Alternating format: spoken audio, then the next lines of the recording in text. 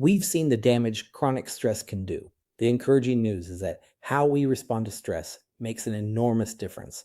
And that's the study of coping, the strategies we use to manage the demands we appraise as stressful. Researchers draw a fundamental distinction between two broad kinds of coping, and knowing which to use when is a real life skill.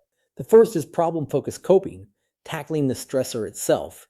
You identify the problem, make a plan, and take direct action to change or remove the source of stress. If you're stressed about a looming exam, problem focused coping means making a study schedule and getting to work. This approach is most effective when the stressor is something you actually have power to change. The second is emotion focused coping, managing your emotional reaction to the stressor rather than the stressor itself.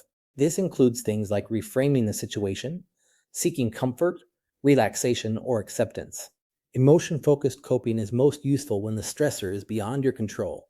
A terminal diagnosis, a loss, something you simply cannot fix. In those cases, trying to control the uncontrollable only adds frustration, and managing your emotional response is the wiser path. The skill lies in matching the strategy to the situation, taking action where you can, and tending to your emotions where you can't. Some coping strategies, though, are clearly worse than others.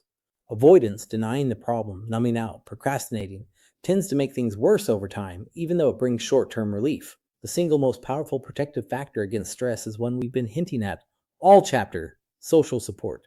People with strong supportive relationships are physically and mentally healthier, recover faster from illness, and even live longer. Simply having people you can turn to buffers the impact of stress on the body. We are social creatures, and connection is medicine. Other well-established stress reducers have solid evidence behind them. Regular aerobic exercise is one of the most effective, lowering stress hormones and lifting mood. Relaxation techniques, including meditation and slow, deliberate breathing, calm the body's arousal directly. And adequate sleep, which we covered earlier, is foundational because sleep deprivation magnifies everything. None of this is exotic. The tools that work are largely the ordinary, unglamorous basics. Move your body, connect with people, rest, and breathe. In the final segment, we'll widen the lens from merely reducing stress to actively building a healthy, flourishing life and the surprising science of what makes us well.